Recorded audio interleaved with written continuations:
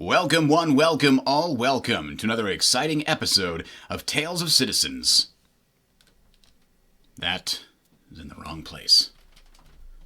So now we'll do the customary restart. As per normal. Here we go. Welcome one, welcome all, welcome to another exciting episode of Tales of Citizens. I am Bridger, I'll be your host for today when we go through, the month's news. It's the end of February and we got some interesting things to talk about, but we're also going to be talking about the official in-fiction story, The First Run.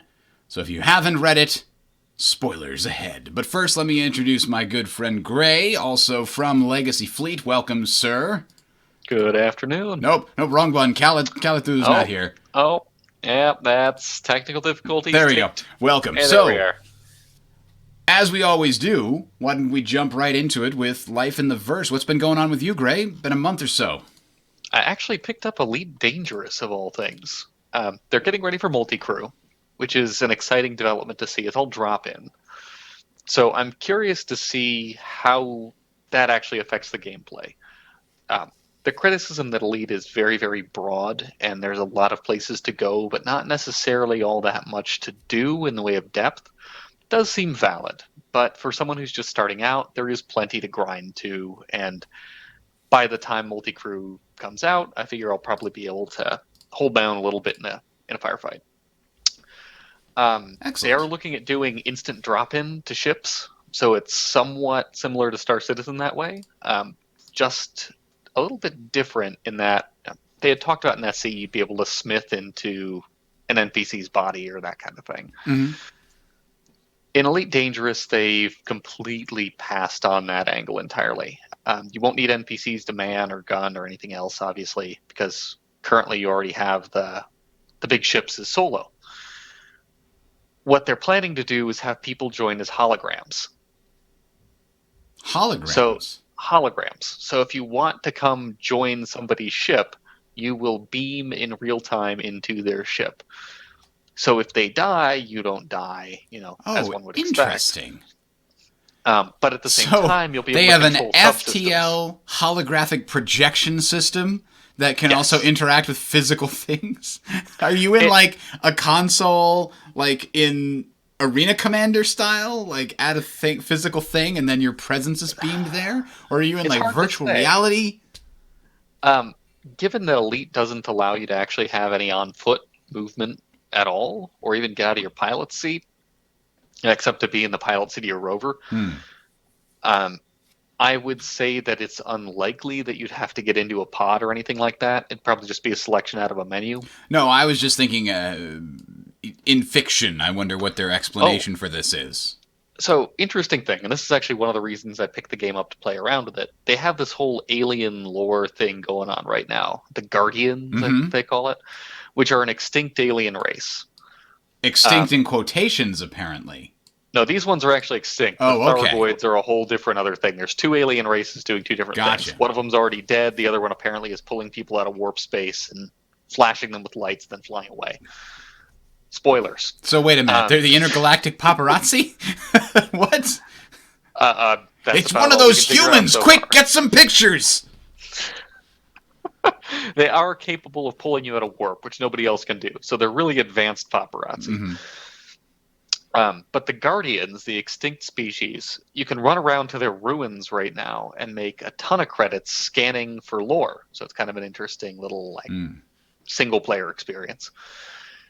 And it turns out, if you read the lore, they have faster-than-light communication. So nearly instantaneous, nearly anywhere communication, apparently. Sort of hand-wavium. But it sounds like they're probably going to adapt that technology, air quotes, to do the Multi-Crew. Or something along Okay, those so lines. in fiction they've been able to find this secret technology. I mean, a lot of Maybe what so. Star Citizen is putting together would be broken if hand-wavium faster-than-light technology arrived. I mean, there's no reason to send a messenger with data, for example, if you could just teleport that data instantaneously anywhere you wanted. But we'll get to that in the second part of the show here. Well, So it depends on how much data and all that, Right now, Exactly. you still have what do they call it, sneaker net is still quite a bit faster than Yeah. standard downloads. So we have a couple of interesting things that I've been following this month, including somebody who is the hybrid_V. I'm not sure who that is, but is one of the devs, I think, involved in Star Citizen, because they have posted this very interesting Twitter video, and it is labeled as an Idris bow cannon.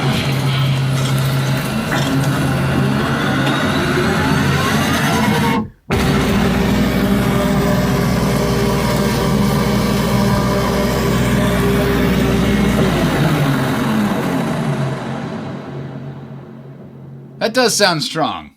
No doubt. That's pretty good. That sounds pretty awesome. I don't remember if that was official or not. That might have been... You're right. It might have just been... I didn't do my research on this, but I thought it sounded cool. It was pretty good regardless. I thought it sounded cool. Freelance sound designer and composer. I'm not sure that's official, but it looked like it would have been awesome. I'd like to see something like that. Anyway... So I was messing around looking at things like that. Of course, the Anvil Hurricane has come out in the last month, which is very interesting. A super glass cannon is how it's been described on every page that I've seen. Like, just heavy guns and just really thin armor and shields. Which, I don't know, I guess it's a shield breaker, right? Is what it implied, that no shield could stand up to the pounding that this thing could give. It's got 2 size 4s. I think, on the nose guns, and then the big turret on the back, and I can't remember, that was size 3. 4 size 3s, yes. Did something change? Because I'm looking at the brochure on the comm link here. It's 4 size 3 guns on that back turret. Oh, the man turret itself has 4 size 3s. The man turret itself has 4 size 3s. There was a joke going around that actually that would be a size 7 weapon if it was allowed to have a flash fire mount, but they are not planning to allow it to have a flash fire mount. I see. They don't want something the size of the ship attached to the ship, though that would be hilarious to see fire. It does appear to be just a single-seater, right? Well, it's got a man turret, so 2-seater, I'm sorry. Yeah, 2 seats. It's 2 crew. And that turret has, if you look at the model, a great line of sight around the top and back of the ship. That seems to suggest that this would not be the ship that you'd want to get into combat to start with at all. No, you want it. This seems like something you ambush with. It weighs less than a Gladiator, which basically means it will have no armor whatsoever. If somebody starts shooting at you, you're probably going to die. But if you could get a couple of people in Hornets to start the fight out, and everybody's focusing on these Super Hornets that just won't die, you could come in with a couple of these things and just completely waste someone. I wonder how effective it would be to put a lot of stealth features on one of these. It does kind of look like the turret is going to hurt its stealth profile a little bit. I mean, it's just sticking up there in the top. A lot of bouncy edges, but maybe it would still work very well for that purpose. It might just be a matter of having to shut off all the power. Right, if you're looking to get into a fight, draw with them one of to these you, things, as it were. Yeah. Either you're going in first with the Hornets, and then these things drop out of Quantum or drop out of the jump point later, or out of the carrier, whatever you're doing. Or if somebody is attacking you in space, or it's going to be a space-based thing, these need to be sitting off to the side with their power off so they don't have an EM signature. Yeah, I could see these actually being very good at ambushing right outside of jump gates or something like that. Like you said, it's all about hitting first with these. You don't want anyone to be ready for you if you're in a ship that's just going to melt. It definitely has potential to be a really interesting craft. I think that they've done a good thing in saying that there's now 2 glass cannons, technically 3 if you count the Delta, we'll see, in the game. Mm-hmm. The other one being the Buccaneer, for sure. Yeah, we haven't really... That's never been revealed, that's as far as I know, right? No, the Buck's been revealed. That's been concepted. Oh, man. I missed all the good stuff while we were away. All right, so... Yeah. Although, of course... Glass cannon. the Buccaneers also from Drake, right? Yes. So it's questionable quality versus, I mean, Anvil has a very high reputation for that particular standard. So Yeah. the other things I've been doing recently, I've been playing some Civ 5. The Vox Populi mod is still amazing. Civ 6, I'm very happy to see, finally got mod support. So I'm waiting for them to really kick into high gear. And I have to say, we're coming to the end of the Netflix original show Travelers, which is a very interesting sci-fi time travel show. It takes place in the present day. And the premise of the show is that the future is awful. And we don't know exactly how far in the future these people come from, but it's maybe 100, maybe 200 years in the future. But it's like some kind of disaster, a nuclear holocaust or an asteroid hitting. It's kind of, they drop hints and clues throughout, but it's not made abundantly clear. But they travel back in, they've developed the technology to travel back in time and inhabit somebody's body from the present day. But because the future is merciful, they don't just send everyone back in time to live in a better time. They train these agents and these teams together to travel back in time and inhabit bodies of people that would have otherwise died. So they inhabit them mere moments before they were going to die, prevent themselves from dying, and then resume that person's life as an agent of this sort of time cop industry. It's a really cool premise. Time cop industry. I like that. They constantly refer to the director, who is theoretically in the future, watching the changes ripple through time, and occasionally in the middle of a mission they'll get a message from the director telling them to update something and to change something, or hey, don't do that. Like, we know what's going to happen when you're about to do what you're about to do. Don't do it. It's a very interesting concept, and the whole thing, like most Netflix shows, is just incredibly well produced. So nice. I recommend I'll have to look at that one. I will have to look at that one. That sounds like a good bit of light watching. Yeah. Actually. But anyway, so we've been doing that. Lots of other stuff going on. Speaking of spaceships and light watching, have you seen the Prospector sizzle reel that came out with week before last ATV? No. How did that not show up on my Reddit? Let me see. No, let me see. Find me a link. It is something else. Miss Prospector revealed. YouTube. Here we go. Minute 28 seconds long. Sizzly. Let's send you the message, and there you go. All right.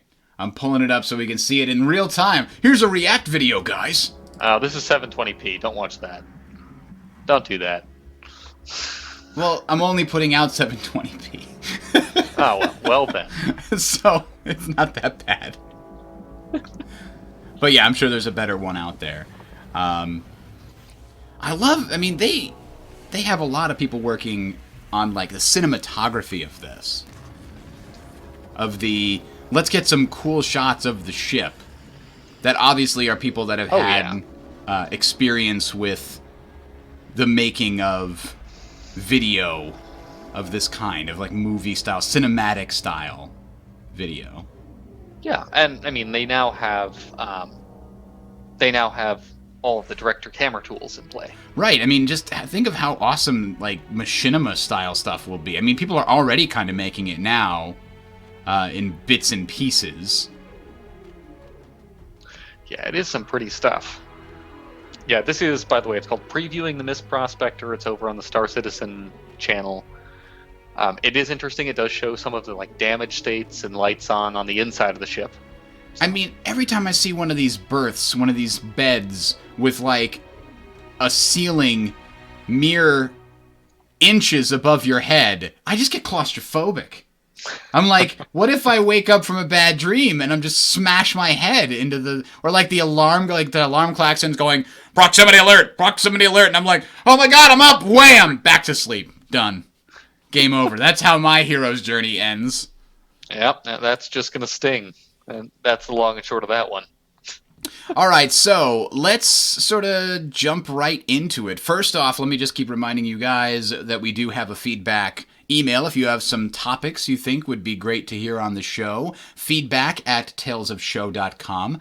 Talesofshow.com is also where you can find all of the show notes for the show, so if you want to check the links and things that we speak about, you can find them there. The next time we talk about one of these in-fiction stories, which, by the way, have been good to excellent in my experience, they're just some fun, light reading, short novels, so if you got some time to kill, if you're waiting for the bus, if you're on the subway, if you're, at the doctor, whatever, just pull up your smartphone, navigate over to the RSI site, and search through, I believe it's actually under the Spectrum Dispatch section of the Comlink, and you'll find them in there. And we've done a whole bunch of shows on them, but this one is called The First Run, and the next one that we do will be Dateline Session, which, as I understand it, is a journalist's view of things. So that should be interesting. But the first one run... of many.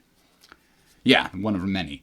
The first run is very interesting. We get a look at what very likely will be one of the sort of mainstay missions within the Star Citizen universe for players to embark upon, which is data running. They officially sort of build up the FTL courier service and give it little mottos and taglines within the context of the story. And so I'm guessing they're going to be using this as one of the main missions you can do. It's supposed to be, it's easy. You just go here, pick up some stuff, go there. It's your delivery stuff, but you don't have to have a giant ship to do it. So it's a good starter courier job. Of course, this story goes out of its way to point out that such a job can be very dangerous and exciting. So let's start with your sort of overall assessment before we get into Spoilerville here, Gray. What is your thoughts on the quality of this story compared to the other ones that we've read through? It's not bad. It's a convincing internal narrative. They've done a reasonably nice job of developing some of the characters out to be at least believable. There are definitely some gaping plot holes, as always happens when you have a short story, but I think the characters are much better written in a lot of cases than some of the others. Just insofar as it's mostly done inside of the head of Sorry. I always thought of it in my head as like the Canadian pronunciation, sorry. Yeah, because there was a line in one of the chapters like sorry, not sorry, or something like that. Yeah. It was arguably a bad pun, but to the credit of the character that it was being said to, they did not laugh.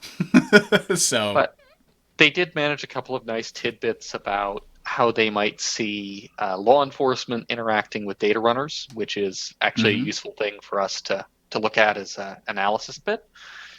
And they did a relatively nice job of basically describing that fleet battles are chaotic, terrible things. Oh, yeah. So... that was certainly involving. This was certainly a very differently described story. It felt like it had a different tone from a lot of the other ones, especially things like Kid Crimson, which felt like a very Indiana Jones gritty hero, big damn hero kind of story. And a couple of the other ones were kind of similar to that, if not, slightly more normal people rather than what sounded like, Harrison Ford style heroes. But this one was very much I wasn't even supposed to be here today. I'm just going to try to go do what I'm going to try to do. And you guys don't. And then you get pulled and sucked into this horrible thing that's going on. So I feel like it as a result, it certainly gives you a different angle, a different perspective on battles. They're not the glorious, tense, like, and then I tried to go over here and get him. It was like, oh my God, we were thrown. What was the actual thing? It was something like, it's what happens if you get thrown into a washing machine, turned on the spin cycle, and then that washing machine was thrown off of a cliff. It was like, that's how it felt. It's like, oh, well, that's not nearly as exciting as it sounded.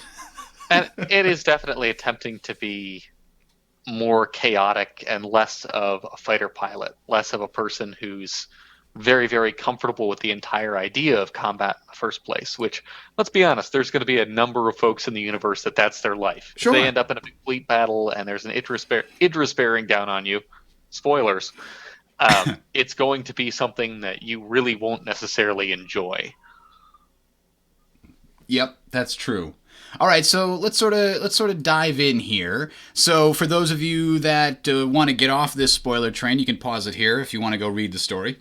It's called The First Run. There's a link in the show notes again at... Actually, no, there isn't a link at the show notes. Well, I'm going to put a link in the show notes then. It's right on talesofshow.com. So go ahead and check that out. So this starts with us sort of meeting the character Sori, and she is, I think, very well fleshed out in the first chapter, despite the fact that we don't even get her name for a while. I noticed that while we were going through it.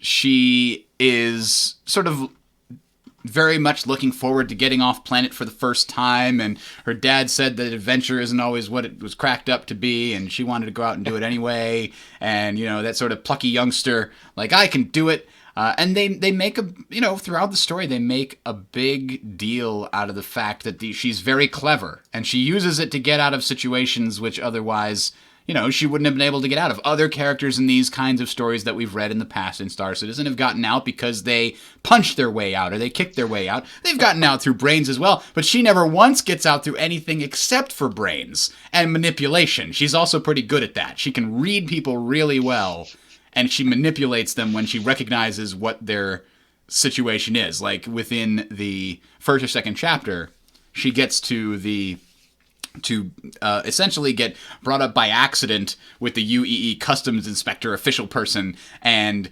notices, she wants to leave and go back to her vacation.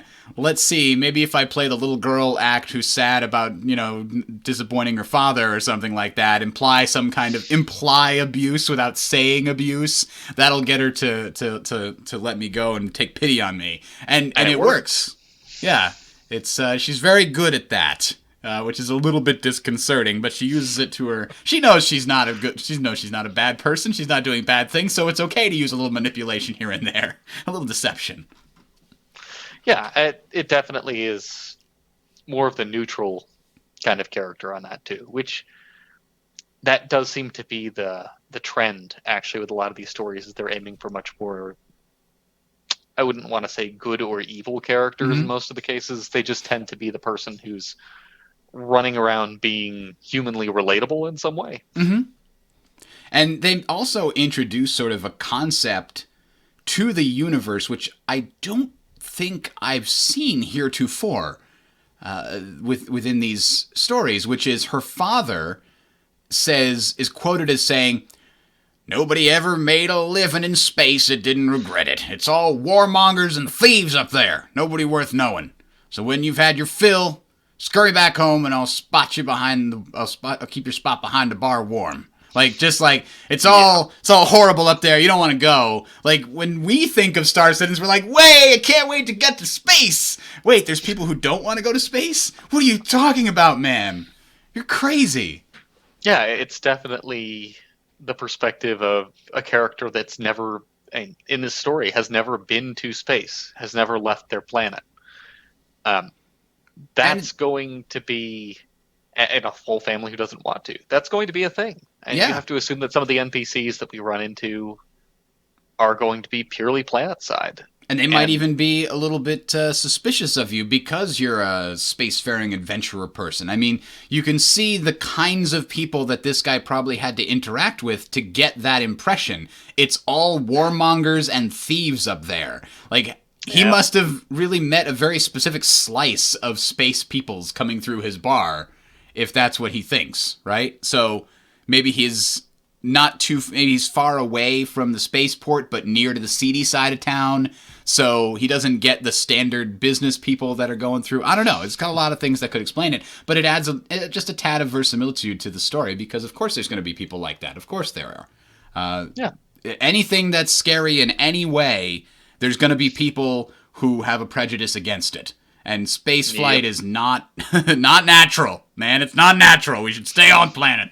So anyway, they also introduce the red-tailed lynx. And I'm wondering, lynx is a real bobcat. thing. It's like a bobcat here Kind on of a Earth. bobcat, yeah. But the red-tailed lynx. I was like, I wonder what that is. So I went out in search of the red-tailed lynx, and I found these. I was like, oh, this is a glorious animal.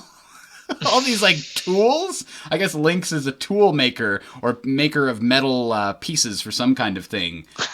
Because when I searched for red-tailed lynx, I came up with all of these. What in? Some of these are a little awkward. That's probably not safe for work. But anyway, Yeah. apparently there is no such thing as a red-tailed lynx. That's the closest thing that we can find. Search history forever, Bridger. Yeah, well, it is what it is.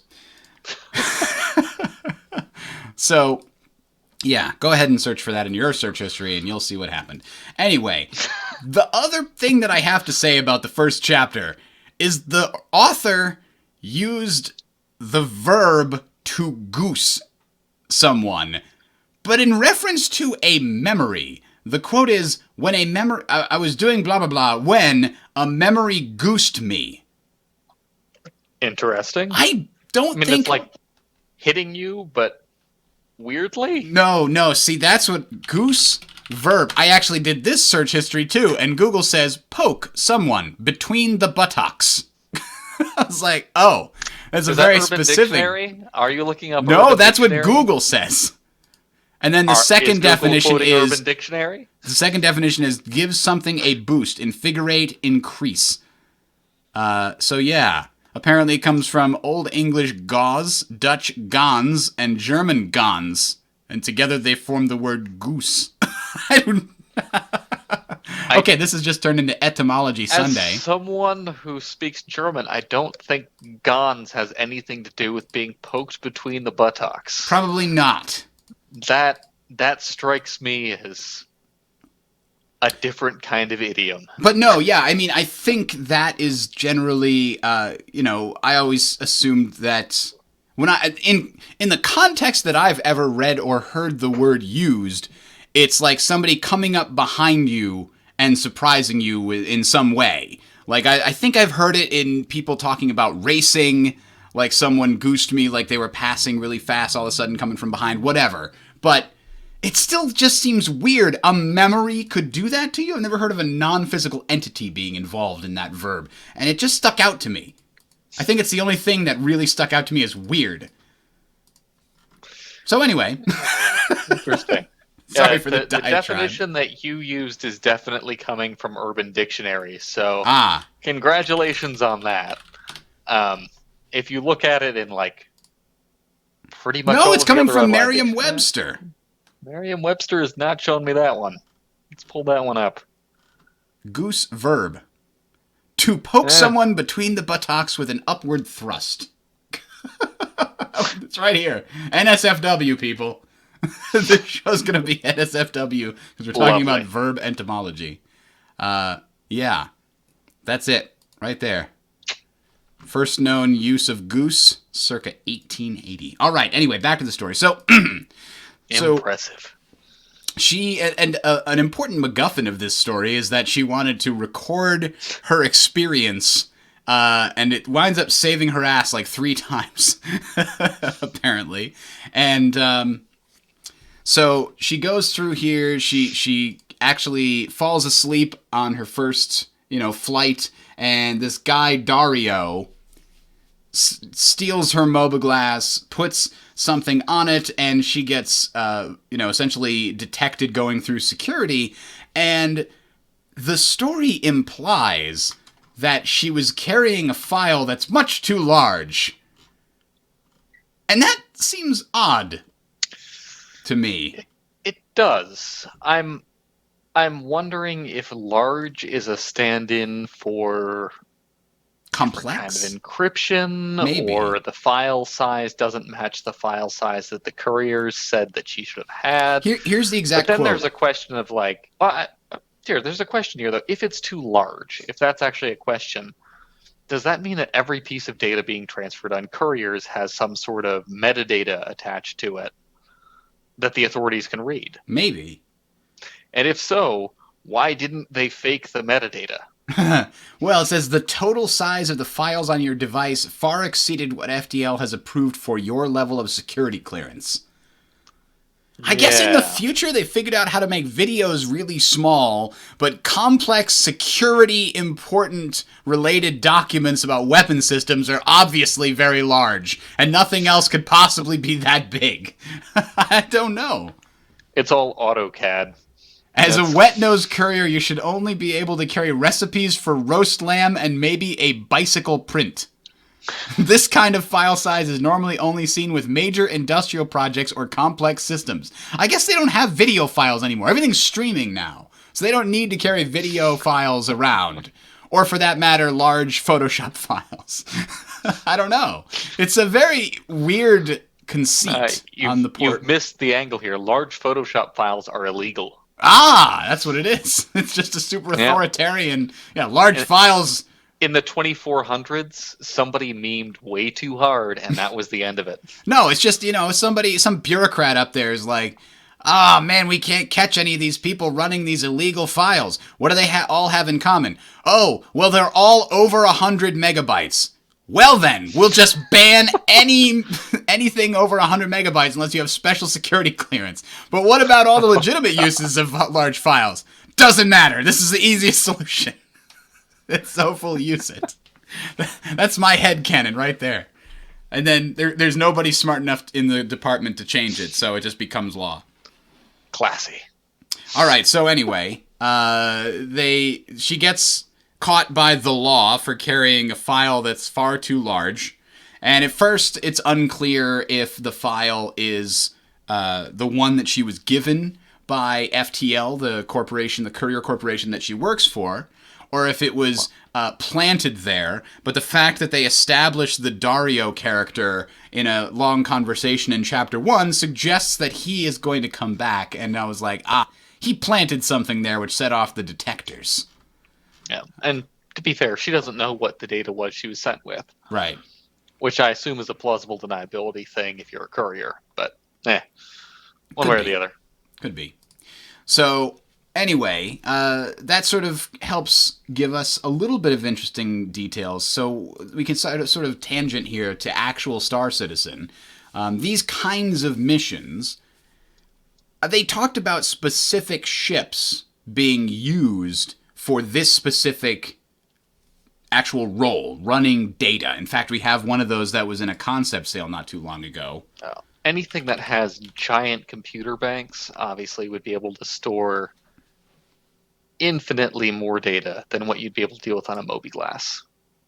Yeah, somehow in the future they lost data storage capacity. Like, storage capacity today is so cheap they give it away for free on Google Drive to anybody who wants it. But in the future, it must be like they lost the ability to do that. Like, back in the ways of time, they forgot how to store large things, and so now you need a giant computer to do so. Like, I don't know. I mean, let's start talking about financial data and the amount of stuff that you can gather right now. I mean, working with Expedia, I'm in their sort of back-end finance programming area, big data stuff. We see petabytes of data. Mm-hmm. And as transactions go, I wouldn't necessarily say that ours are the most complex in the world. Fair enough. So what I have to assume is that in the future, there must be, with these industrial projects, with the things that couriers are being hired for, just an absolutely incredible amount of data and detail that has to move from point A to point B. So when they start talking about, well, that file is far too large, this is something you'd have in a large industrial application, maybe the mobiGlas can actually hold, a few terabytes of data, easily, maybe even a couple of petabytes of data if they've got secure or data transmission a little bit better. But the amount of data that moves around on a Herald is just breathtaking. Yeah, I was actually wrong. It looks like the Herald is actually flight ready. I didn't know that. It is. Yeah, that's been flying for months now. I didn't know anybody that has one. So I mean, the Herald, I mean, you also have to assume a lot of the data that's going to be sent within the Star Citizen universe is probably navigational type data, like people that have mapped jump points and things like that. And I could totally see that, being very dense, equations and mathematical formulae and things like this, having to represent each turn and twist of the jump point. And it's a long jump point, could be 30, 40 seconds. You're going through it at a high speed, but you have to map everything perfectly and how it's going to flux and change in the future, right? Of course, there's some kind of quantum stuff going on there. The energy is working in that tunnel and everything else. Yeah, so I could buy into those kinds of things. And even like very large star charts maybe could, but I mean, that's a conceit you got to make, because really, star maps are mostly empty space. It's really just an X, a Y, and a Z that you're marking things on. Well, start talking about a company that's adjusting a satellite to transmit communications data down on a planet. Now multiply that by tens of thousands of satellites, dwarfing the amount. Yeah. If you're looking in large quantities, it could do it. Anyway, it's a conceit we'll have to make in order to make the game and the stories a lot more interesting. So just roll with it. Just roll it. Suspension of disbelief, please, is what they're asking for here. But this does bring up an interesting thing. I always, for some reason, pictured the Mobiglass less as a physical object and more as like they've pictured it with like the thing on your wrist that puts a little hologram in front of your face. Like, we've seen that a couple of times. That's how I've always pictured the Mobiglass.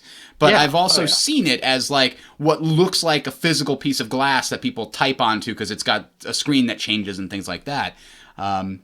So I'm not sure what Maybe it's different model. Yeah, I'm sure it's different models. Maybe the hologram one is a lot more expensive. The wearable, it's like the Apple Watch of their day.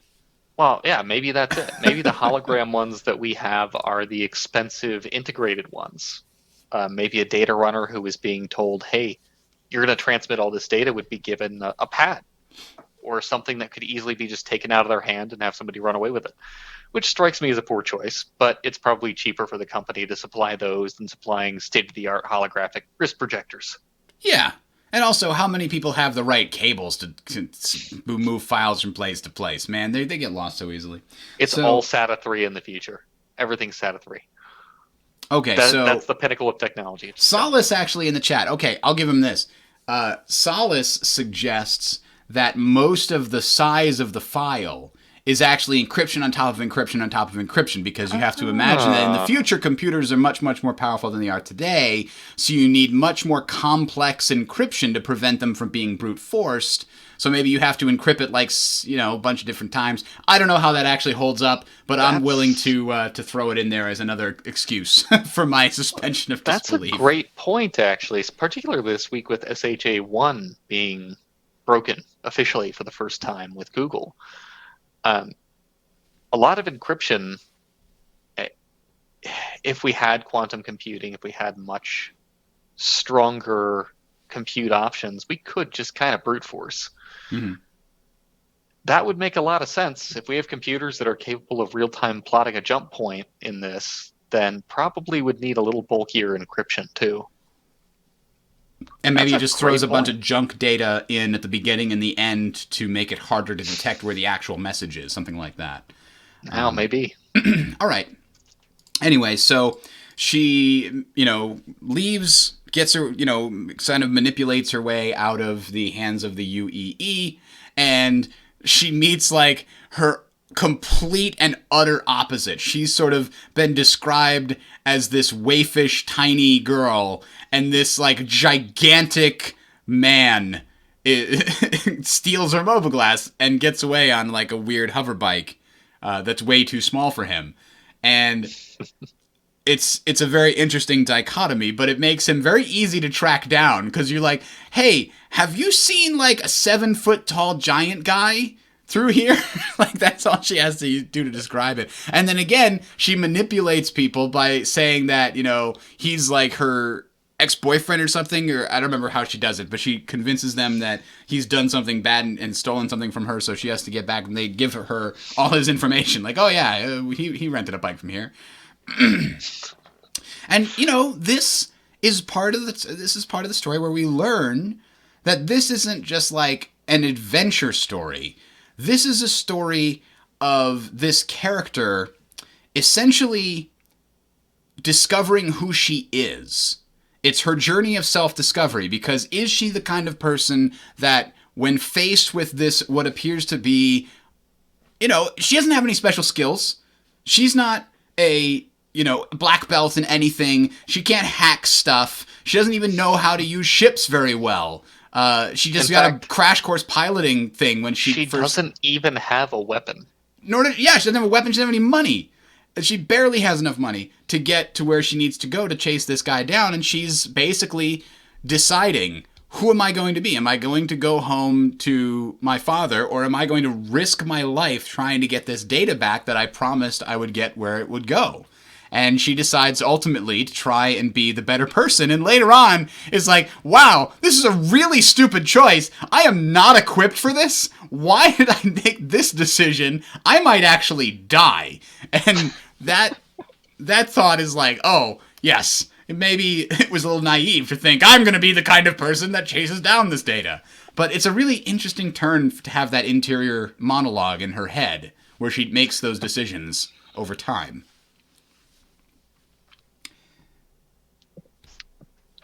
And so after she gets, catches the guy, she, of course, is caught herself, and she's then brought with what the guy's name is, Burnett. And I love that he's got a voice that doesn't fit his stature. I love when you get those kind of dichotomies in or odd discrepancies in these characters, because he's described as like someone with the voice and accent of an Earth aristocrat. So I intoned him talking like this.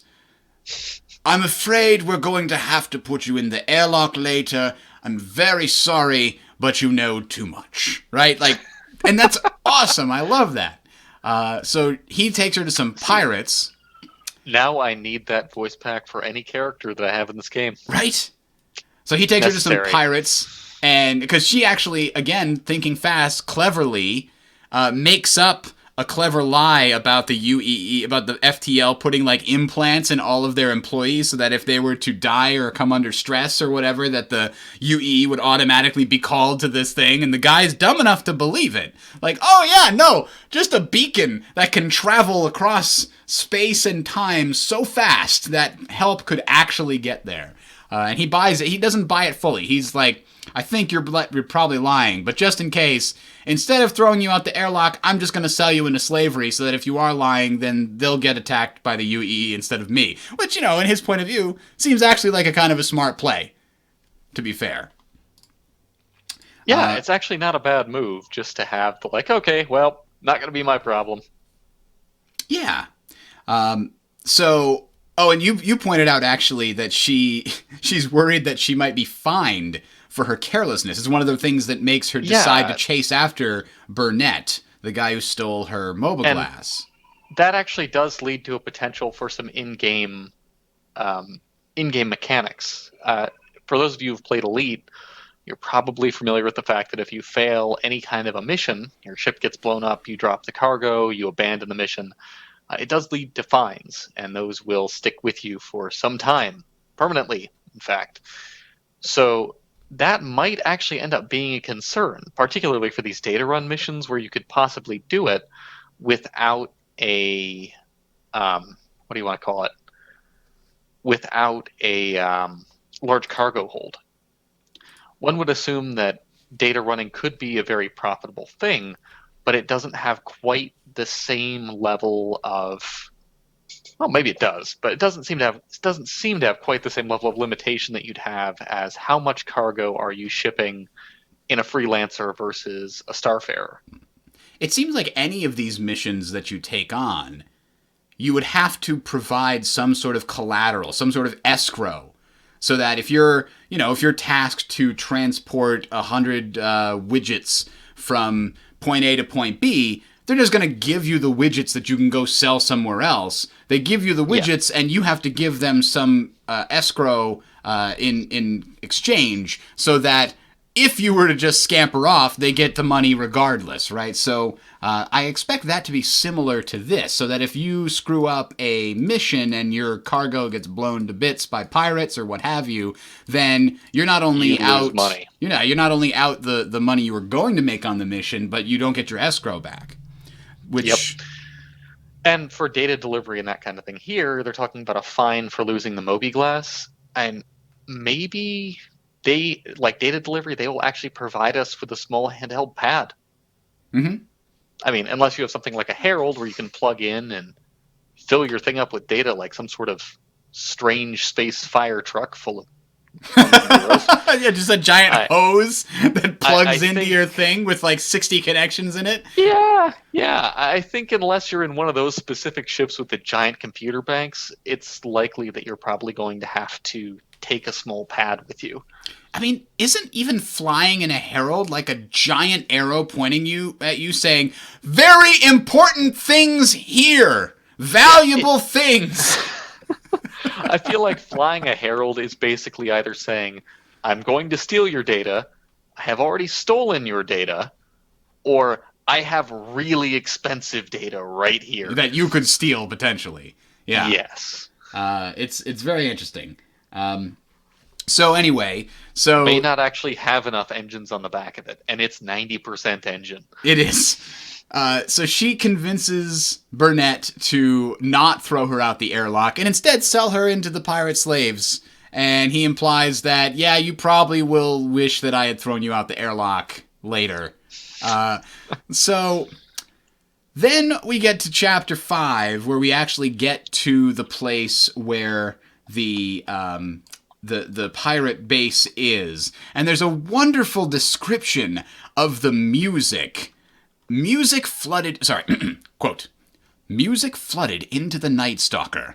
If you were liberal with your definition of music, a strobing bass sounded like one note stuck on repeat and turned up to brain-melting levels.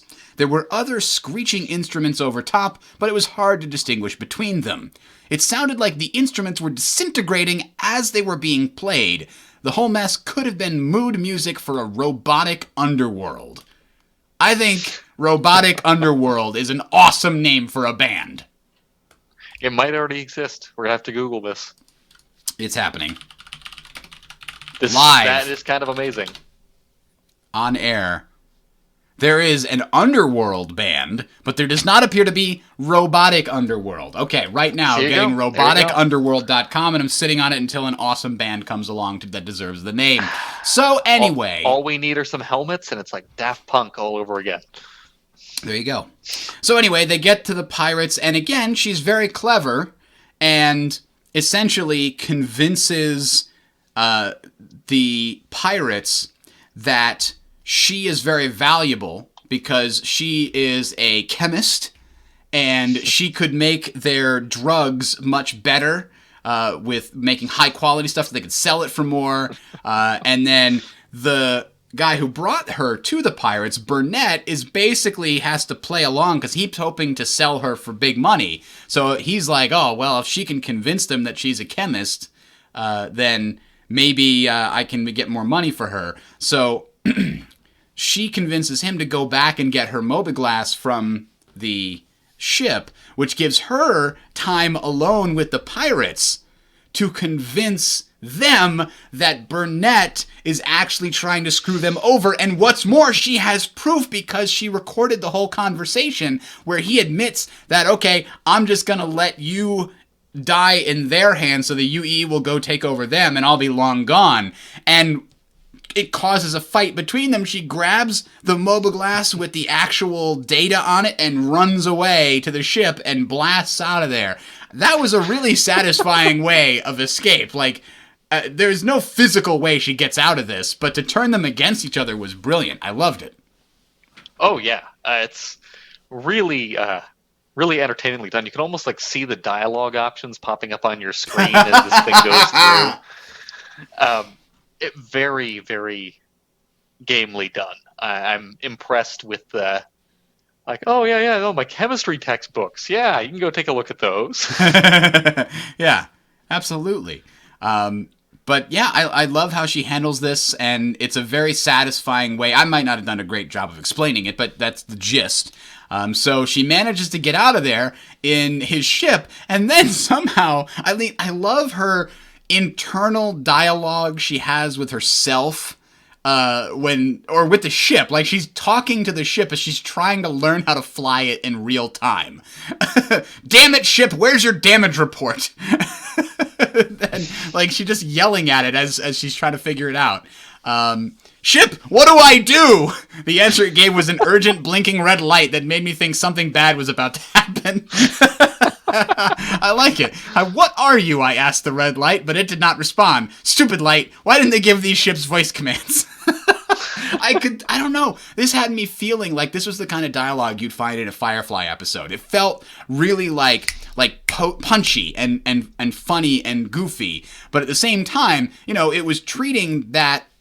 It was putting that over the layer of this very tense and scary and serious situation. That's, I think, why I liked it, because that's the kind of tone that show had too. And it does, lend the fact that the UI takes some learning.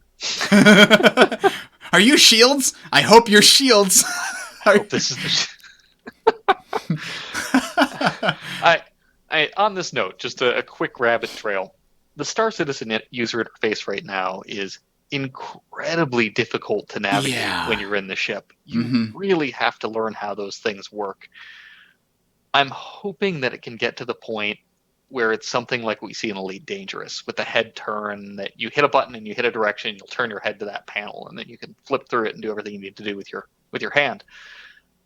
That said, that is still incredibly complex to learn. Yes. And I love how the immersive value of that pays off in Elite.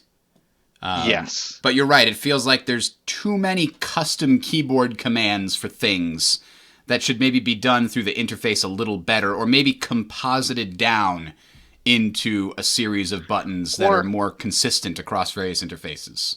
Or allow it to have hotkeys, but also have a switch for it in one of the menus. Yeah. I mean, this is one of those things that, like, you can bind, let's say in Elite, you can do a bind to say you're going to be in whatever like landing gear, let's say. You can make your landing gear raise or lower. But you can also go into the menu and flip through two menus and go down and hit a button and it'll retract or deploy. I think that would be what we would want to see in the way of user interface stuff. When we start seeing things like, oh, hey, there's a red flashing button on the console, that's great. I think that having visual cues and having the ability for someone to work totally visually on their screen with a mouse or with a little navigation wheel or whatever would be great, because that does add to the immersion in the game. But at the same time, just having the ability to keep on it as well doesn't hurt.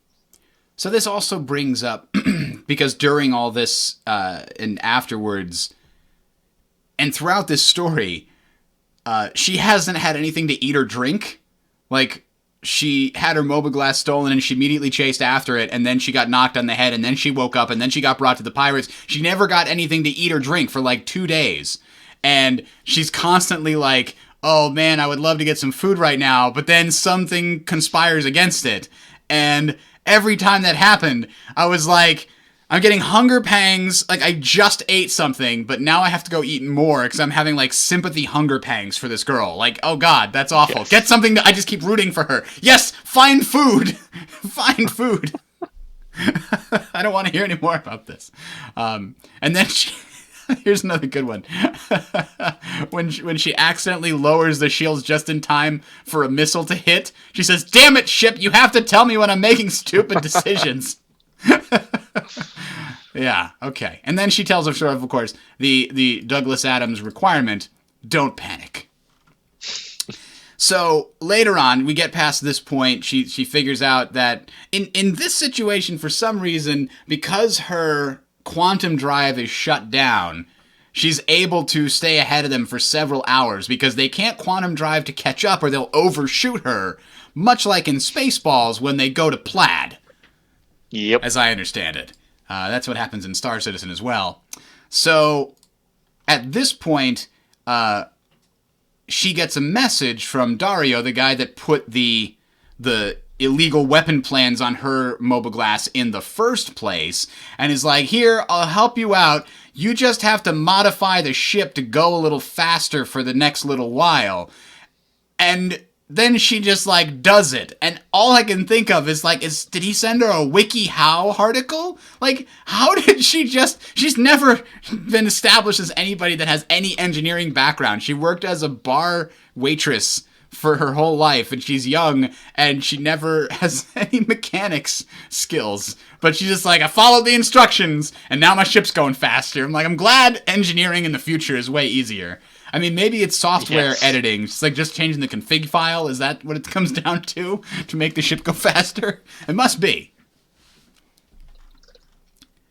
But I prefer the Kaylee style. We have to rip these things out and reconnect these cables over here style engineering in my space combat concepts. But anyway, so let me see. What else do I have here for notes? So she pilots via adrenaline only, and then she gets rescued and a sandwich. Thank God. And this is the point where I realized, they're planting some things in here. Quote, I joined Dario in the cockpit. Hanging from strings on the ceiling were little trinkets, a primitive bone carving, an ancient Banu circle coin, a Vandal hunting dart. The pilot seat had hand-stitched cushions on them rather than hard metal backings. And at this I was like, aha! Microtransactional cockpit decorations confirmed. Of course. Although I don't think we've ever had any... Dashboard. Yeah, exactly. We did hot bobbleheads. I mean, that's how Mech Warrior did it. But I never understood anybody that wanted that. I never cared about it. I never wanted it. But I guess some people did. But I think that's a really cool way to expand the personalization of your ship, getting yourself more attached to it. Those kinds of things. I've had these hanging dice that I've put in my rearview mirror of every ship that I've ever flown, right? I've never had to dig through the space wreckage to get to them one time, but I bring them back every time. Could be. Okay, so anyway, he meets up with her, and then they get basically caught in between two space pirate groups that both want to kill them / deal with them. And he does the same kind of thing that she would do in that situation, in that he definitely feels like the Han Solo of this story, right? He definitely feels like Han Solo. Like, that's his whole character, because he plays one of them off like, I'm going to sell to you. He plays the other one off like, I'm going to sell to you, and gets them both to back away far enough so that they can run, and almost gets paid by both of them for the same stuff. And then the UEE shows up and ruins everything. It's sad. But I thought that was a really, fun thing to have the Han Solo style character just be a side character. He's not the character whose head you're in. He's the character you're seeing from the outside. I liked it. So the only problem I had with this section, and tell me if I'm crazy, Gray, but he starts bargaining with one of these groups and says, I'll sell it to you for 55% of what I was gonna sell it to the other group for. But the story never makes it clear that he then says, and that price was X. They just start bargaining on the percentage, like 55, and then they say 45, and then he's like, what about 47? And they're like, done. And I'm like, he could have... You don't know what you're bargaining for. A percentage of a number that you don't know. Nobody does that. I feel like that was a plot hole. If it had even just dropped in, like, I was gonna sell it to them for 10,000 credits, but I'll sell it to you for 55% of that. Like, that would have worked fine. But it really bugged me. I don't know. What do you think about this in the upcoming, the battle scene here? Yeah, I mean, I agree with you that it just seemed like almost a side note with the bargaining. Like, well, we got to get both groups involved here. But it wasn't necessarily the focus of the piece. It was a clever little trick, but like 47, 55, all that kind of thing. It's exactly what you're saying. It's one of those, like, how much do you know you're going to sell to the other guys? To how much do they trust what this is? Right. It's yeah.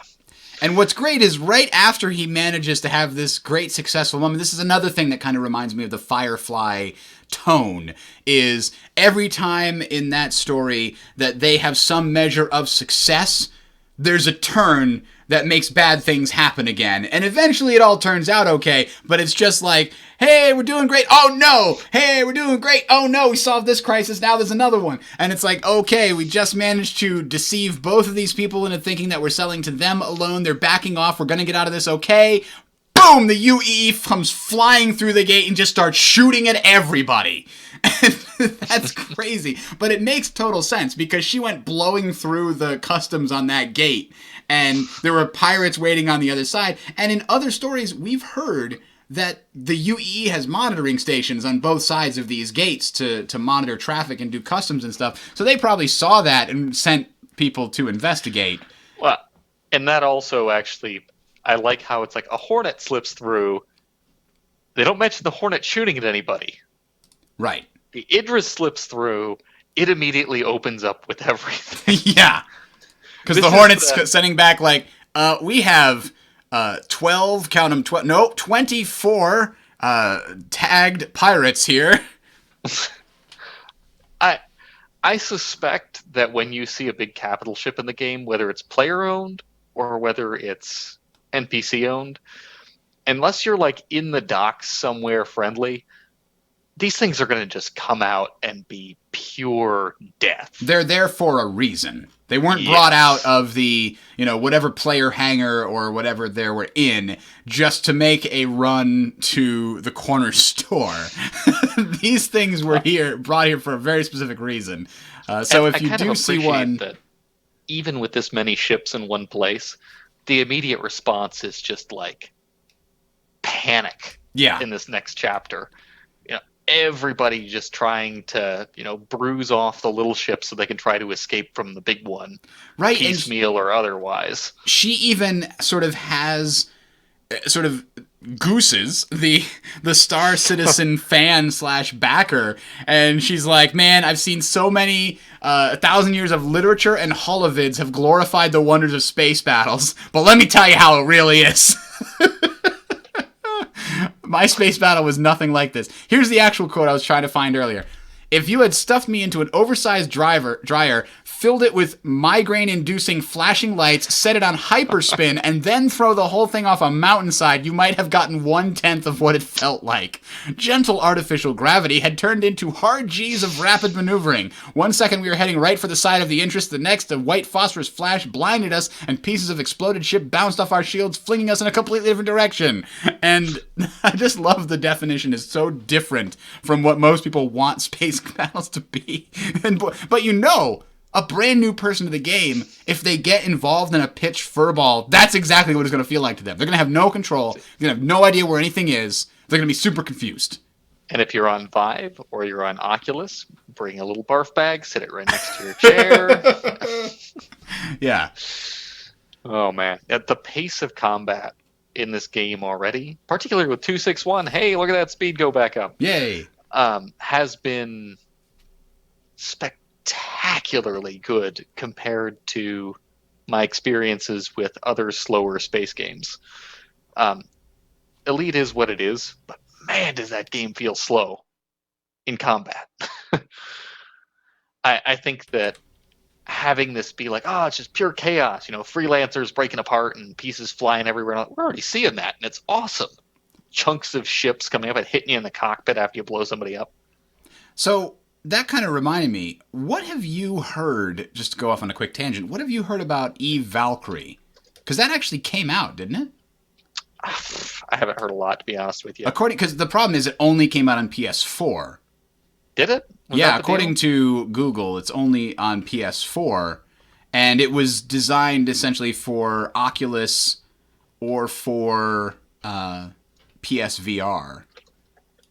But maybe it's eventually going to come to PC. I'm not sure. I haven't actually been following it. I can see that being a thing.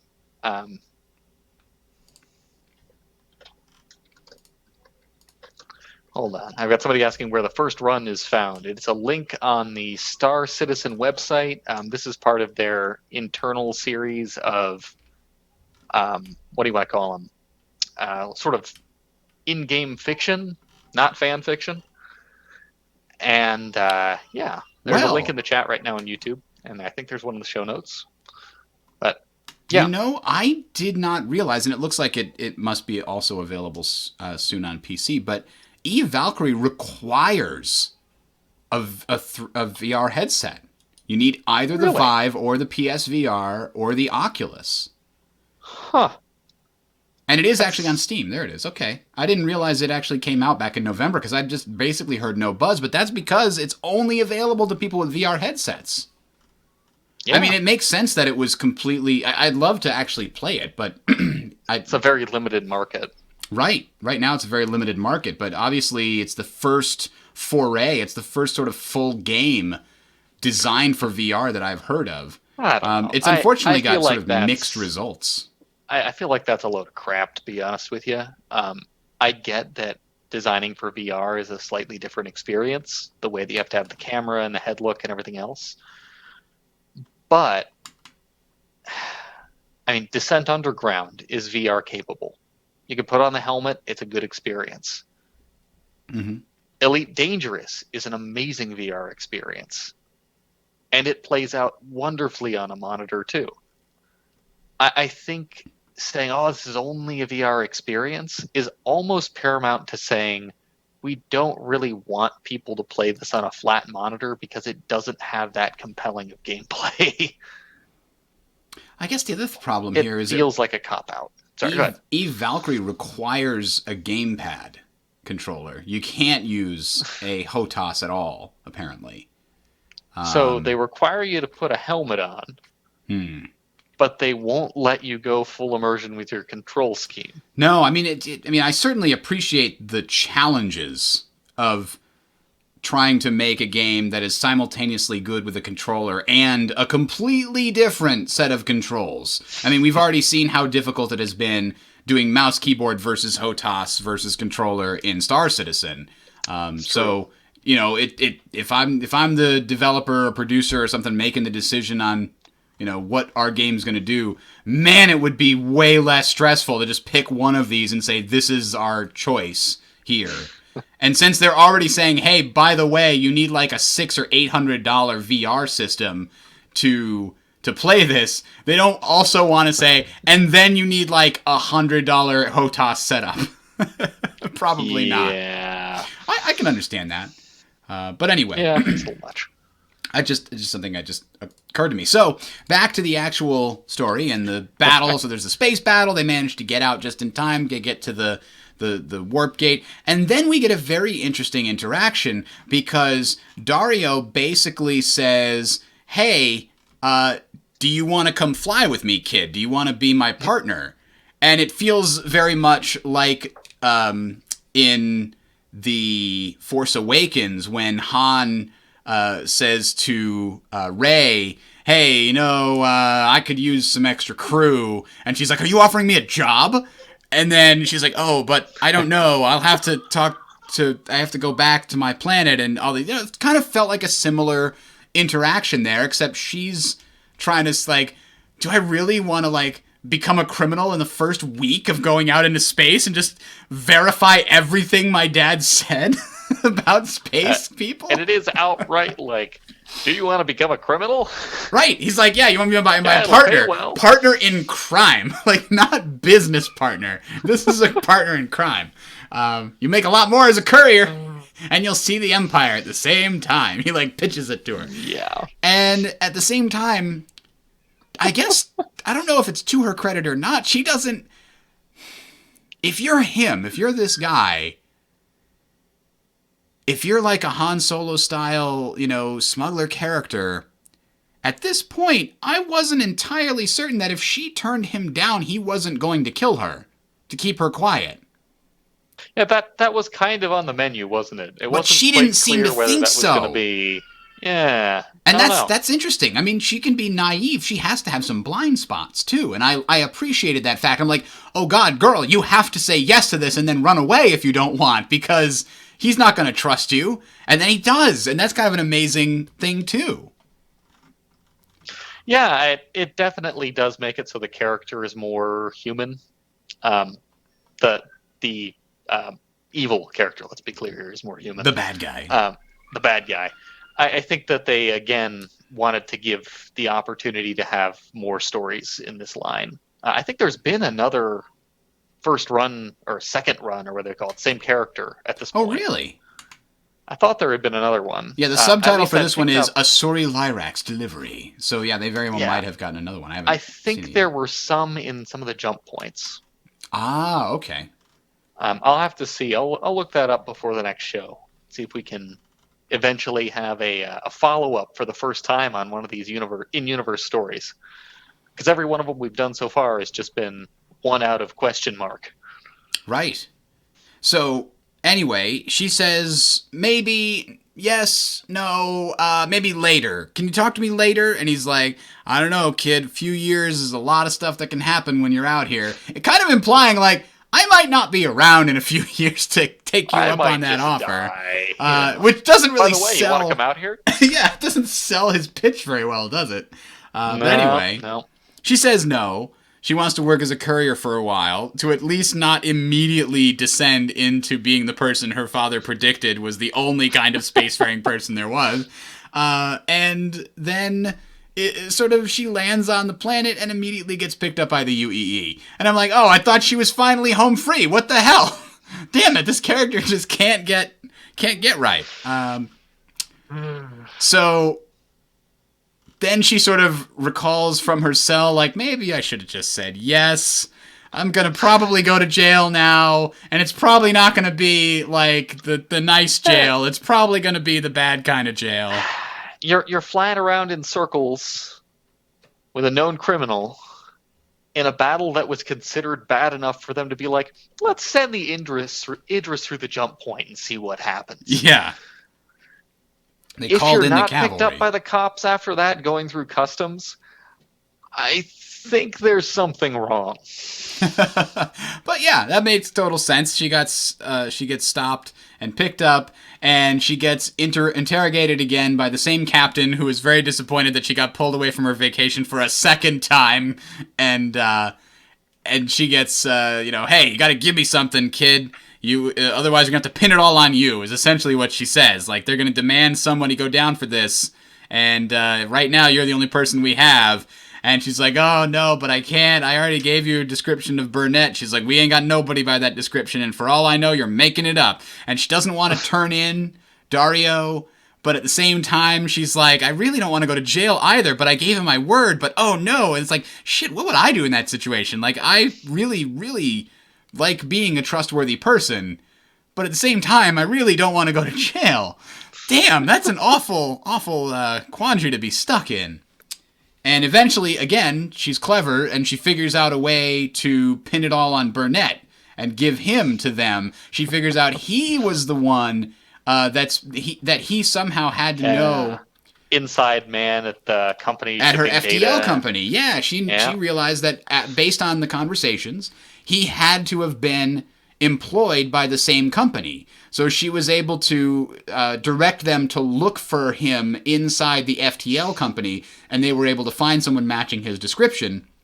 And then she gets a bonus and a promotion because the company's like, whoa, you not only went to extraordinary lengths to protect the merchandise of our client, but you also found an awful mole pirate in our midst and got him thrown away in jail. Yeah, we're going to keep you and give you a promotion and a bonus. Oh, yeah. That's great. You're trustworthy. You didn't just happen to sell our weapons data through some other person. Yeah. It all works out in the end. But then she has like that heartbreaking conversation with her father that was like, 2 days out and you're already in space jail. See what I said? I told you. And then it gets to these complex layers with like, he didn't want her to leave because her mother, his wife, had just passed, and it's a really interesting emotional roller coaster that goes through this episode. And I feel like this part makes it the most sort of well fleshed out story we've seen. It has more layers than any of the others, I think, that we've gone to talk about here. Yeah, I think they did a really nice job of humanizing the character, of creating backstory, of creating a lot better potential for varied future stories without being just a gunslinger trying to kill everybody or out for revenge. It's definitely they can pick up and move along with a generally decent character. And I guess what it is they don't rely. The author here, what's his name? Thomas Carpenter. He does not rely on a lot of tropes. He makes very complex characters that defy tropes in a way. I mean, we describe Dario as the sort of Harrison Ford character, the Han Solo character, but I feel like he's the only one that isn't. I mean, even then, he's obviously given sympathy because the Han Solo character is supposed to be kind of the hero, despite being kind of a bad guy. But she has a very complex inner monologue that you see throughout the story. Her father has a very complex thing, despite the fact that you only meet him once. And her interactions with the captain, the UEE captain, are very complex and interesting, and she becomes a very interesting character as a result of them. Burnett himself obviously has his own complexities, and his interactions with her and the pirates are very interesting, and then her interactions with Dario are interesting as well, and they defy tropes. Like I said, I kept expecting him to say, well, it's a shame you didn't want to be my partner, and then threaten to kill her, and her to have to get out of it. That's how I expected the story to go. But instead, he turned out to be like an honorable rogue. That kind of trope instead. So he sort of undermined my expectations, and they've done that a lot in this. I didn't expect her to have to confront her father after this. And that was a very interesting way to end the story. Yeah, I agree. So overall, just a good piece of work. I would say for anyone who's here and hasn't read it and has been listening to all the spoilers, give it a read. Yeah. Not bad. It kind of gives you some insight into data selling and pirates and people who don't do combat doing combat. And if you haven't read any of the other stories that we've talked about in the past, go read them. I think we've basically recommended all of them for various reasons. Some of them obviously are better than others. Almost all the ones in the Jump Point, even. They're just worth reading. Yeah. They have those in there every month. If you're a subscriber, it's amazing. If you're not a subscriber, I know they leak somewhere. It's worth picking those up, if only just to have a little light reading fiction on the bus. Yeah. Something to make your life a little bit more entertaining. And just to wrap it up, I love how he bookends the story perfectly, right? Because at the beginning, we start with her on her first adventure, and there's that Red Lynx character, that the cat that's being transported by Dario, and she's messing around with it. And then it ends by Dario essentially sending it to her and giving it to her as a present, and she then sort of says, I think I'll name her Abby after my mother. And it's like, it totally wraps everything up and puts a perfect epilogue to the whole story. There's been a couple of the stories here that I've felt kind of very unsatisfied with, like the one about the ship that Artemis. Oh, yeah. That one, I want to know what happens next, and I'm pissed that they stopped it there. With this one... With the AI ship? Yeah, Janice. Yeah. And it was like Space Lara Croft. It was pretty awesome. Or Space Indiana Jones, whatever. I'm not being sexist. It was just that she was, was a woman involved there, so I went to Lara Croft instead. But isn't Lara Croft more rich than Indiana Jones? Isn't that a thing? That's true. She was pretty badass, if I recall. Yes. So I feel like at the end of this story, I'm happy with how it ends. I don't need more. I would like more stories about what happens to her, and I'm very happy to read them if they exist, but I don't feel dissatisfied, damn it, I want the next one now. I want to figure out what happens, like I was with the Artemis, but I think they might leave the Artemis as a mystery that you actually solve in game, which I don't totally blame them for at all. I want that to happen. The mystery of the Artemis, the first and only ship sent off at sublight speeds to colonize a new world, disappeared from human existence within this context of this universe, and nobody knows what happens to it, and I want to find it. That's one of the things we know have to be out there. That has to be a patch. That has to be something they put in the game. Yes. Or, it could be a giant, event. Like, how Guild Wars 2 did those events, that unfurled over time? Like, they could just plant, even in the starting, official release, if you wanted to, clues. Or it could be a patch, like you're saying. It could be, a year in, they've been working on a bunch of stuff behind the scenes, and people find clues to this, and it starts to leak. Unceremoniously, the whole ship just needs to fly straight into Terra. One day at 4:21 in the afternoon or something. Oh, God. This ship at sublight speeds comes into the system. Nobody's noticed it because it's dark. It just hits the atmosphere and burns up on the way in. Yeah, they notice it at the last second, we're getting something on the radar ping. It's coming in pretty fast. It's not responding to hailing frequencies, sir. And it's in the water. There you go. It's in the water. But yeah, I could totally see it as this crazy, amazing scavenger hunt as people find one clue that leads to another clue that leads to another clue. And somebody eventually is going to find it first. But man, that's a cool idea. But how do you do that in a satisfying way for 1 million people? 1 million people can't all be... I'm going to go back to the Elite Dangerous thing here.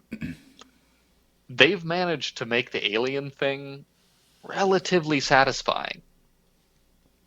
People will go out to the crash site and take a look at stuff, or they'll go look at the ruins and take a look at stuff. I think that it's okay to have it not be a singular experience, only one person having it, if you're careful with the way that you plot it out. Yeah. Because certainly that's something that hurts the immersion, is if you are experiencing this thing where you're the first one to find this, and then 10 seconds later somebody comes up to the same NPC and he's like, my God, you're the first one to find evidence of blah, blah, blah. And you're like, oh, well, that cheapens the whole experience, didn't it? I mean, Guild Wars 2 tried to, do the phasing thing. It has to be a community-wide thing. There should be one person who finds it and they get a Spectrum dispatch with their name on it. Yeah. And you could just have multiple... it could turn out that there's only 10 or 20... it could also be something that would require the resources of an entire organization to do. So it's also possible that once you find the pieces, other people will then be able to come look at those pieces as they're announced as archaeological finds. And once you've found everything and you get to the location of the ship or whatever else, assuming it's not full of people that are icicles still. You know what? I think that it might be a situation where everyone's going and scanning it. Everyone wants to go get data for some company that could benefit from it, or is trying to get information on the AI, or all sorts of stuff. We have 4 years, almost 5 years, of Spectrum Dispatch in-universe, in-lore stories. I wonder if the more interesting way to do this is to have the clues, that you find about the Artemis essentially be things you could only solve if you had read through those pieces of the Spectrum Dispatch. And they don't tell anybody, but somebody who's read through every piece of lore on the RSI site figures out, oh my God, let me go back. And they go back and read the thing and they're like, yes, this mentions that the Stanton system was once called such and such by certain people, and that goes with the clue that they were just... So I think when they were talking about this mystery system, they must... Exactly. That would be really cool, because we have so much data to pour through as researchers. You could actually do research. It would be part of it. Oh, I'm all getting all excited, but they're probably not going to do that. All right. Anyway, we've been talking for a while. Any final thoughts here about this? What's your final rating? I think I'd give it a 9.5 out of 10. I really thoroughly enjoyed this one. Yeah, I'm with you. 9.5, somewhere in there. It's a solid story. Definitely worth a read, and definitely worth checking those jump points to see if I was right about there being another one. I'm a little behind on my reading on those ones.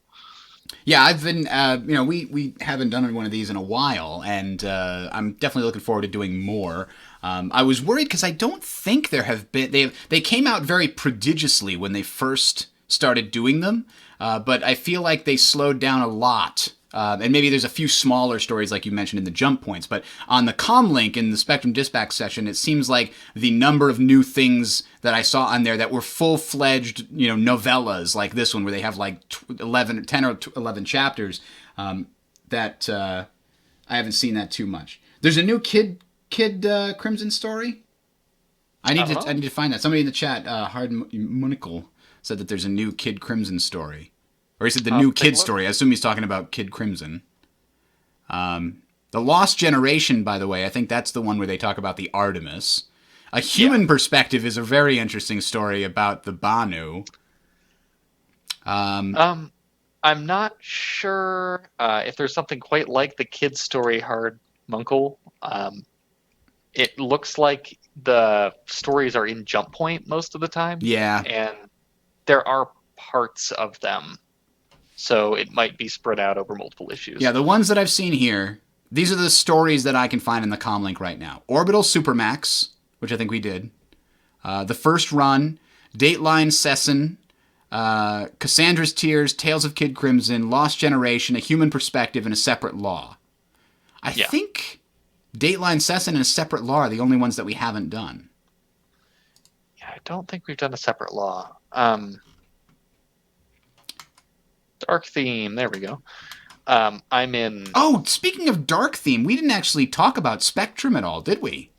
No, we didn't. I That's forgot. actually worth talking about. Spectrum is live. That is something. I'm actually kind of impressed. For those of you that are not in keeping up with things, Spectrum is the new communication suite of tools that is launched officially within the Robert Space Industries system. It is going to replace all of the forums and chat rooms that Star Citizen officially held in various places over the years. Like they had the IRC chat for a while, then they had the web-based chat, then they had the Discord. This now replaces all of those, and it's going to eventually also replace all of the official forums with this one suite of things, which include chat interfaces and forums and private messages, and your organization also gets their own forum system and lobbies and chat messages with permissions, and it looks a lot like Discord if you're familiar with Discord, but it has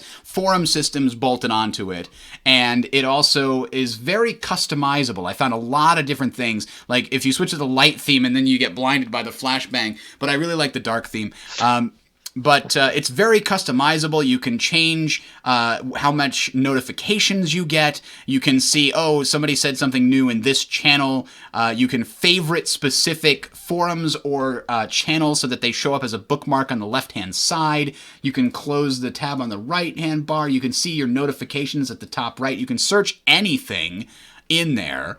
Which is great. So if you try to remember, oh, somebody in the general chat said this yesterday, they put a link to something and now I can't find it, you can go and search that. There's the announcements forum, the general forums right now. There's private messaging that you can do back and forth to people.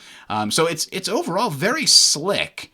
The only thing that I want to see out of it, Gray, I don't know about you, is I'd like to see notification options that send me either emails or text messages when certain things happen. Because right now, the only time I know if anything has happened is if I go to the Spectrum page. And I'm not likely to leave that open in a browser at all times until we get closer to the game, because it's going to tie directly in. On the bright side, I would imagine that they are probably able to utilize messaging systems pretty easily.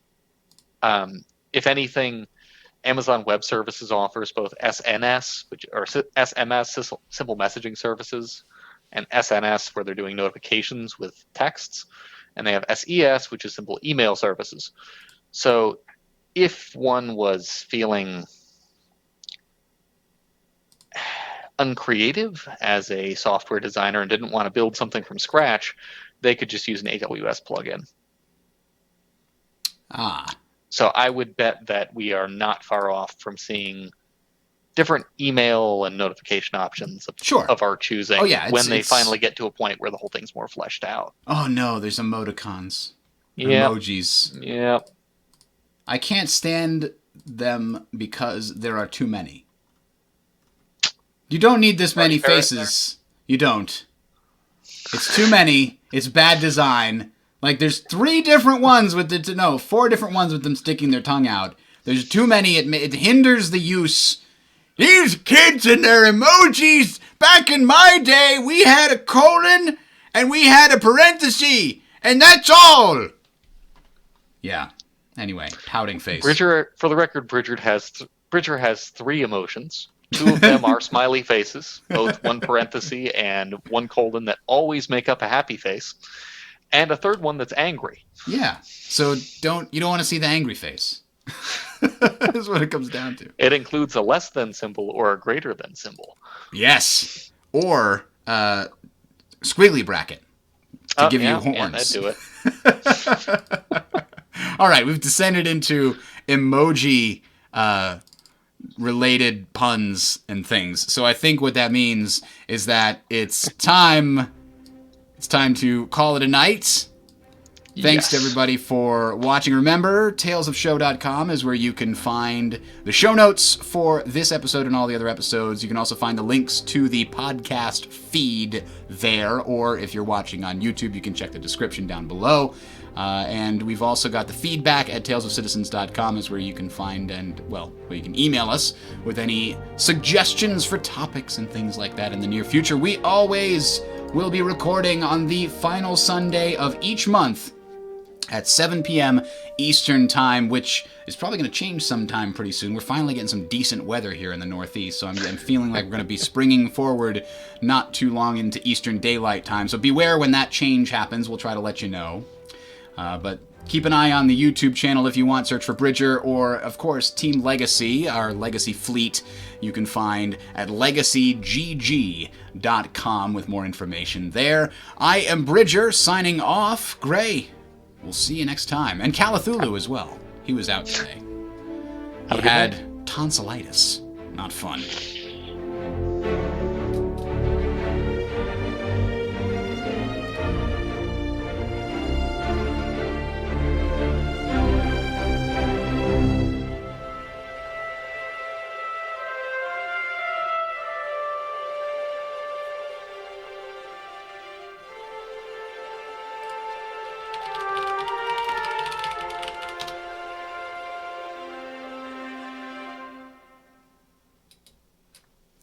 Welcome back. Okay, we're in the post-show. Whoa!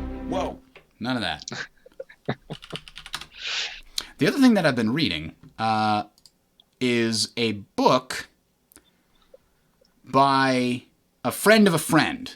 And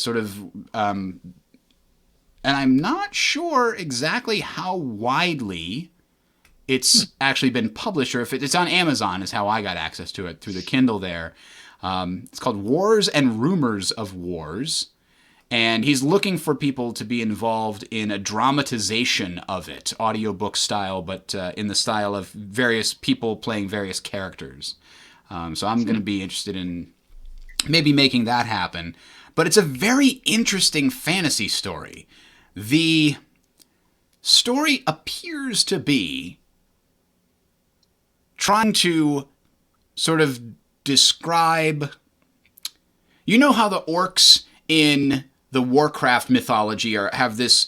were originally like this bloodthirsty, just bad guys who are pure evil in Warcraft 2. And then in Warcraft 3, they flushed them out as having, this whole tribal background, and they were very spiritual, and it was just all of the demon stuff that was manipulating them and driving them into the blood rage before.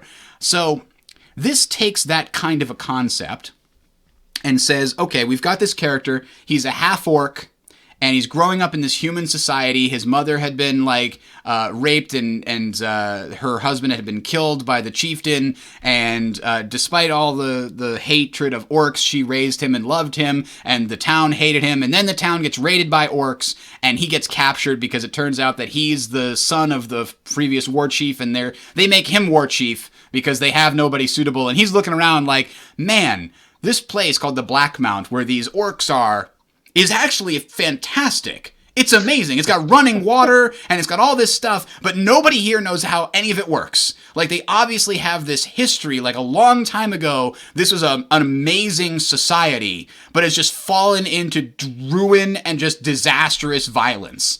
and that's all they are known for now. So it seems like he's going to go on a journey now that he's been made the war chief. He's going to try to avoid dying because he has rivals that want to kill him, and he's going to essentially try to figure out what happened to this society and maybe bring back their former greatness. It's a very sort of interesting story. Meanwhile, it constantly cuts away from that to, like, angels, literal angels, discussing things about this orc. And then a science fiction styles fusion of magic and technology. You get sent to the bridge of a ship where they are using technology to read a magical book of memory, and they are essentially scrubbing through space and time where this book recorded history in order to find the moment where the orc, for this half-orc guy, first did some specific thing. And they're like, that's the moment, that's what triggered everything else. And you don't know what they're referring to. It's only dropped in there, but it's like they're... And then the orcs are also spread across many different planets, like it's in the Warhammer 40k universe. And I'm like, stop confusing me! You're all over the place here, book! What kind of book is this? I don't know. It's everything at once. And then it's implied that the angels are like, well, he's the only one in history that's like been able to do great things without the backing of some patron working with them, with even despite their knowledge. Like, it's so weird that all of these coincidences are rolling around this one guy. And I'm like, I'm so totally interested in what's going on. And I want to figure out what comes next. It's really interesting. I'd never read anything like it. Yeah, it sounds hectic? Yeah. That's the word I'm looking for? I guess so. And it's obviously the first of a series because it's called The Black Mount, Book 1. And the only criticism I have so far is the author loves to use sentences that I literally can't swallow. It's like the kind of sentence where I'm like, I'm reading, and then I come to a complete and utter stop going like, wait a minute, that last sentence didn't make sense. And I have to re-parse it in my head because it uses words in weirdly. And it's like, it's bizarre. Like every 3 or 4 pages, he'll just throw in this one sentence that makes me stop and back up. It's like... I wonder if they write that way or if they have a bad editor. Maybe. I don't know. It's just like, everything else seems to flow fine, and the dialogue is okay, and the characters are pretty good, but just that weird sentence structure. If I'm trying to remember, it's something along the lines of the thing that would be like, and then, Brian, who his father had been the blah, blah, blah, blah, blah, blah, blah, blah, and then it would continue the sentence. It does a lot of those where it will like break up a sentence to introduce a new element and then continue the sentence. And sometimes it's hard to find out exactly, wait, who was I talking about again? Because that was really long. But anyway, that's my rant. All right. Nice. I'm going to get going. I'm sorry to hold you up here. Oh, no, it's fine. I'm sort of half preoccupied here. I think I need to go deal with the kid. He's been sick the past couple of days, had a bit of a fever, and that means he and his mother have not been sleeping much. Yeah, that sucks. All right, yeah, well, we will, of course, see you in a month or so, and I'll be able to report back from PAX East. That's only a few short weeks away. Very excited about that. Oh, man, and hey, the 28th is coming up. NVIDIA looks like they're going to announce the 1080 Ti. Ooh, interesting. They might be getting ready to sell it in March. I don't have money for that. And actually, I'm really happy with my 970, to be honest. Yeah, I'm on a 780 Ti still. Ah, well, you are in the prime position to upgrade. And the 780 Ti is a nice card. It's still ridiculously well clocked, but it's only got 3 gigs of RAM. Mm-hmm.